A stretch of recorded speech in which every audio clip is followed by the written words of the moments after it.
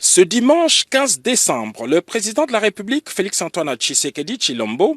est arrivé à Luanda, en Angola, pour répondre à l'invitation lui adressée par son homologue João Lourenço dans le cadre du processus de Luanda censé mettre un terme au conflit armé qui oppose la RDC au Rwanda. Accueilli par les ministres angolais des Relations extérieures, Tété Antonio, le chef de l'État s'est directement dirigé au palais présidentiel de Luanda, cadre choisi pour le sommet tripartite. À l'heure indiquée, l'hôte du sommet, João Lourenço, attendait deux chefs de l'État et finalement, seul le président Félix Tshisekedi a répondu favorablement à son invitation. Les deux chefs d'État ont fait les constats d'échec de la tripartite voulue par la médiation après l'annulation de participation de la partie rwandaise sans qu'aucune raison ne soit communiquée. Malgré ces constats d'échec, les présidents Tshisekedi et João Lourenço se sont longuement entretenus autour de ces processus qui restent une des alternatives pour mettre hors du territoire national les forces armées du Rwanda. Depuis la veille, les Rwandais ont multiplié les stratagèmes pour torpiller ce processus.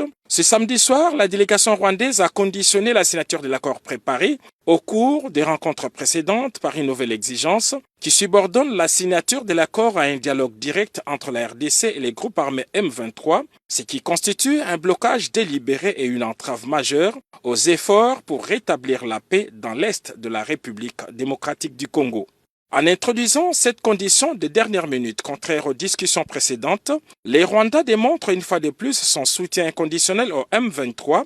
un groupe armé impliqué dans des violations graves des droits humains et dans des activités déstabilisatrices en République démocratique du Congo. Cette posture irresponsable met en péril la paix et compromet les avancées majeures enregistrées, notamment la signature d'un plan opérationnel permettant d'une part le retrait des forces rwandaises du territoire congolais et d'autre part le désarmement et neutralisation des FDLR.